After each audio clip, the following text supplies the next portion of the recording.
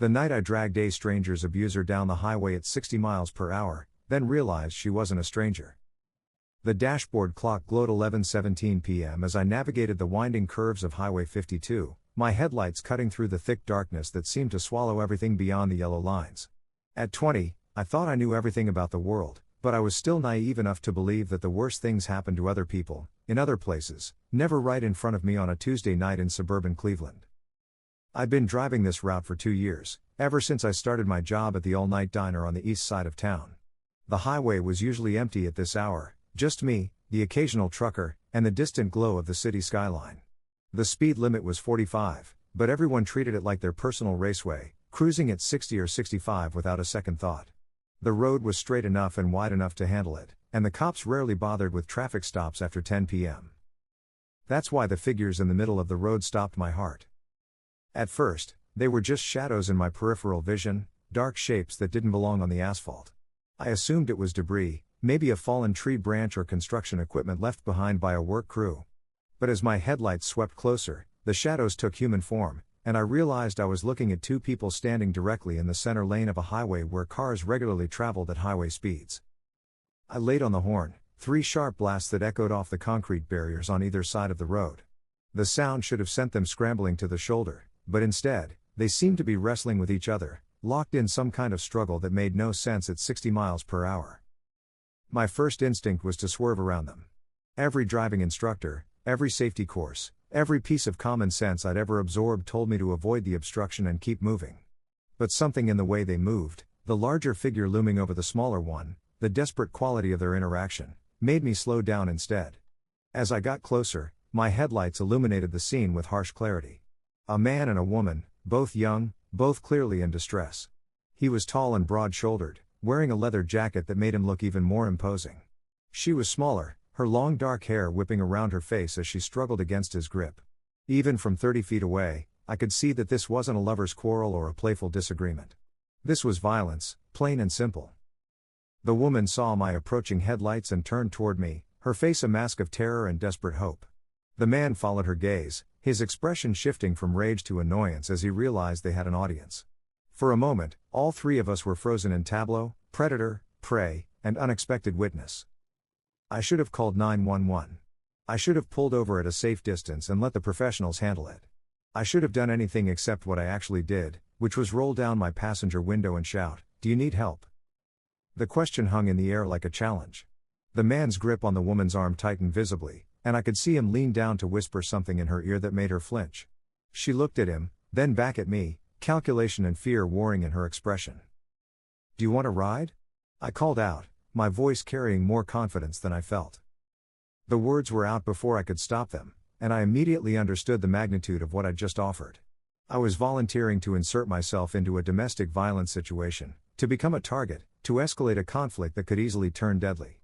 But looking at her face, the way hope flickered in her eyes like a candle in a hurricane, I knew I couldn't drive away. "Yes," she said, her voice barely audible over the idle of my engine. "Please." The man's reaction was immediate and terrifying. "Are you serious?" he snarled, his voice carrying the kind of rage that promised violence. "You're not going anywhere with some random asshole." But she was already moving toward my car, her steps quick and desperate. I could see her hands shaking as she reached for the passenger door handle, could hear the sharp intake of breath when she found it locked. "Hurry," she whispered, panic creeping into her voice as the man started moving toward us. "It's locked." My fingers fumbled with the door controls, muscle memory failing me in the crucial moment.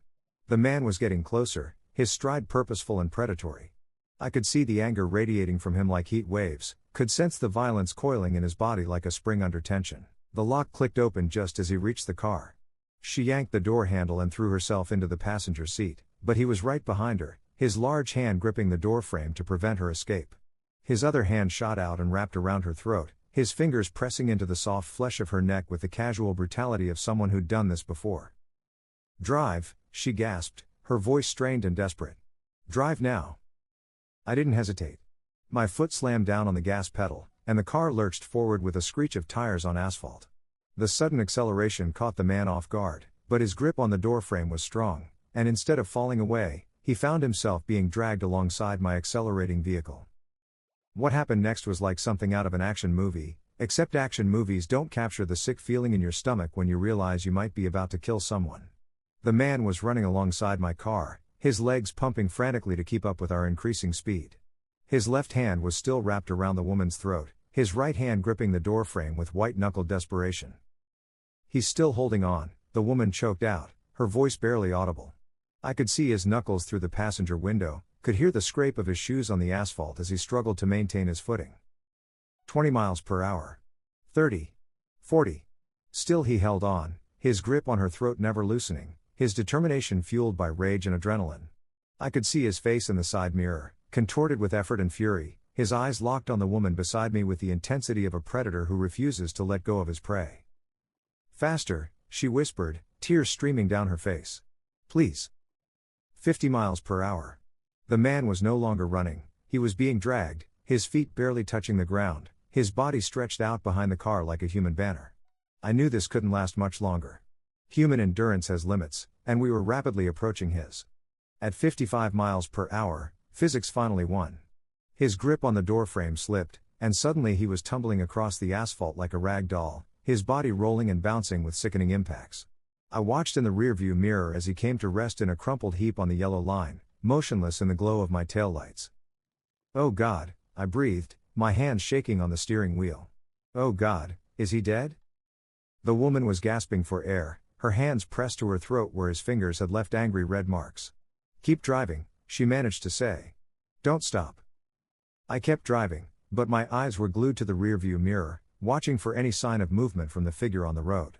After what felt like an eternity, I saw him push himself up onto his hands and knees, then slowly stand. He was hurt, I could see him favoring his left leg, but he was alive. "He's getting up," I told her, relief flooding through me. Whatever else happened tonight, I wasn't going to be a killer. She nodded, still rubbing her throat. "He's harder to kill than a cockroach," she said with bitter humor.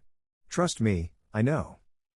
We drove in silence for several minutes, both of us processing what had just happened. I kept checking the mirrors, half expecting to see headlights following us, but the road behind us remained empty.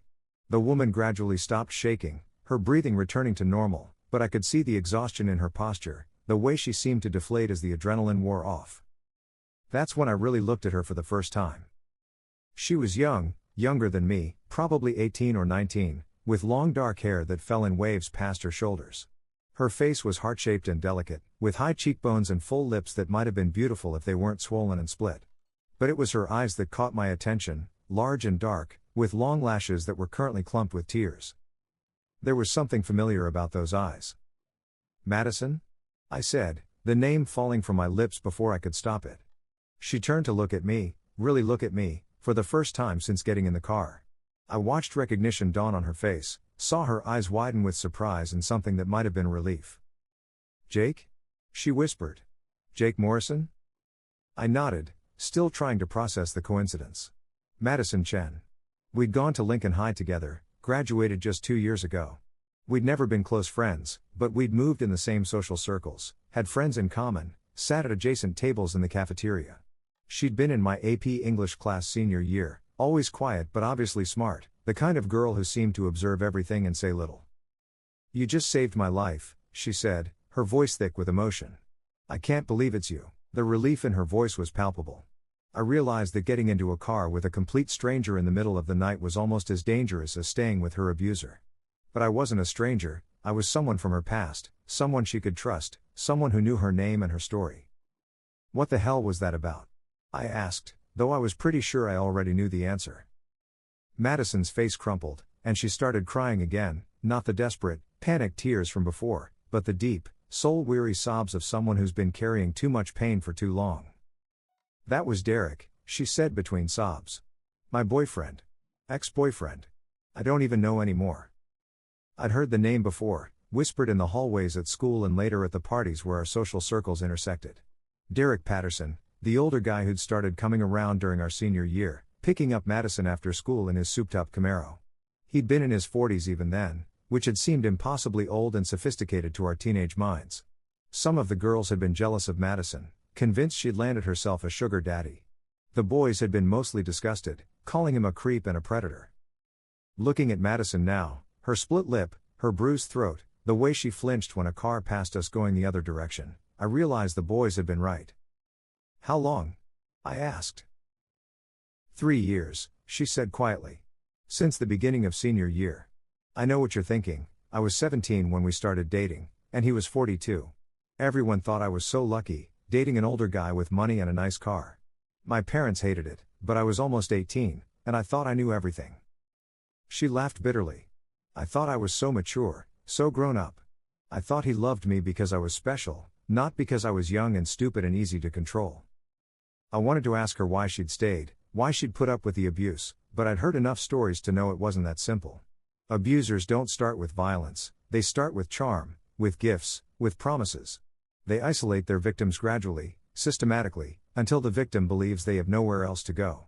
Where do you want me to take you? I asked instead. My friend Sarah's house, she said. Sarah Williams, you remember her, right? She lives in the Maple Grove apartments now.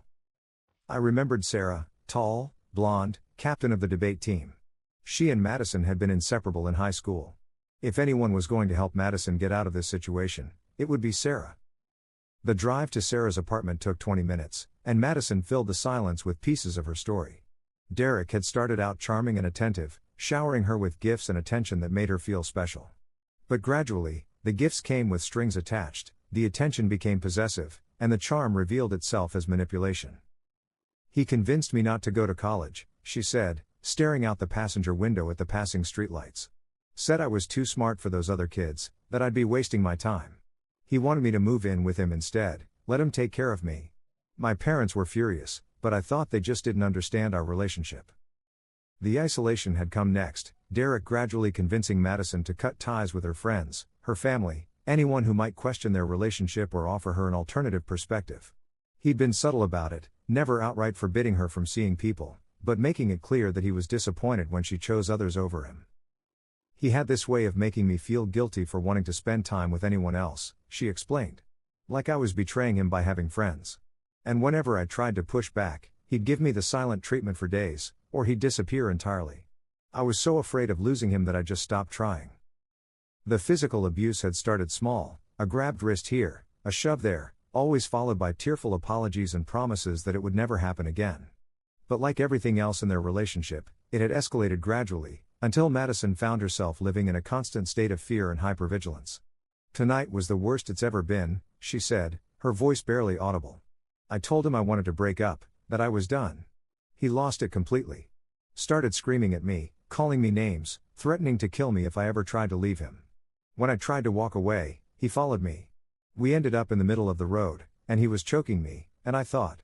She trailed off, unable to finish the sentence. You thought he was going to kill you, I said quietly. She nodded. If you hadn't come along when you did, I think he would have. We pulled up outside Sarah's apartment complex, a modest 2-story building with a parking lot full of compact cars and motorcycles. I could see lights on in several windows, including one on the second floor that I assumed belonged to Sarah. Thank you, Madison said, her hand on the door handle. I mean it, Jake. You saved my life tonight. Are you going to be okay? I asked. What about Derek? Won't he come looking for you? Madison's jaw tightened with something that might have been determination. Sarah's been trying to get me to leave him for months. She's got connections, women's shelter, legal aid, all that stuff. I think I'm finally ready to listen. She got out of the car and walked toward the apartment building, her steps quick and purposeful. I waited until I saw her disappear through the front door before driving away, my mind still reeling from everything that had happened. The next few days passed in a blur of sleepless nights and intrusive thoughts. I kept replaying the scene on the highway, wondering if I'd done the right thing, if I could have handled it differently. I'd checked the local news obsessively, looking for reports of a hit and run or an assault, but nothing appeared. Derek had apparently survived our encounter without serious injury, and Madison had apparently made it safely to Sarah's apartment. I didn't tell anyone about what had happened. It felt like Madison's story to tell, not mine, and I didn't want to contribute to the gossip mill that would inevitably spring up if word got out. I did some research on domestic violence, reading articles and statistics that made my stomach turn. I learned that leaving an abusive relationship is often the most dangerous time for a victim, that many abusers escalate their violence when they feel their control slipping away. A week later, I ran into Sarah at the grocery store. She looked tired but relieved, and when she saw me, she gave me a look that told me she knew what I'd done. She's doing better, Sarah said without preamble. She's staying at a shelter for now, but she's getting help. Legal help, counseling, all of it. What about Derek? I asked. Sarah's expression darkened.